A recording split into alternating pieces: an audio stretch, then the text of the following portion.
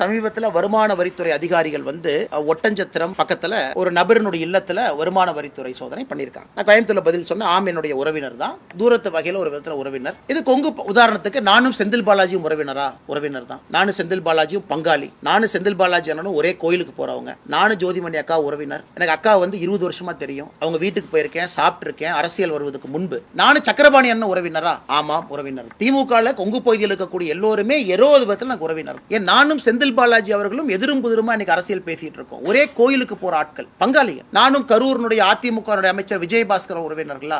ஆமாம் உறவினர்கள், ஆமாம் பங்காளி. ஒரே கோயிலுக்கு போறோம். செந்தில் பாலாஜி என் வீட்டுக்கு வந்து சாப்பிட்டு போயிருக்காரு. அரசியல் வருவதற்கு முன்பு எங்க அம்மா கையில சாப்பிட்டு போயிருக்காரு. உண்மை நான் சொல்றேன். ஏன் சொந்தக்காரங்க, ஒரே கோயிலுக்கு போறவங்க. ஆனா அதற்காக நான் தெய்வ தட்சணை பாக்குறேன்னா? இல்ல அதற்காக செந்தில் பாலாஜி மேல வைக்கக்கூடிய குற்றச்சாட்டுல அவரு தெய்வ தட்சணை பாக்குறாரா? மக்கள் மன்றத்தில் வைக்கிறோம், தவறுகளை வைக்கிறோம். அதனால இந்த மாதிரி நம்ம எக்ஸ்டெண்ட் பண்ணியே ஒன்னொன்னு கனெக்ட் பண்ண ஆரம்பிச்சாங்கன்னா அது ரொம்ப தவறா போயிடும்.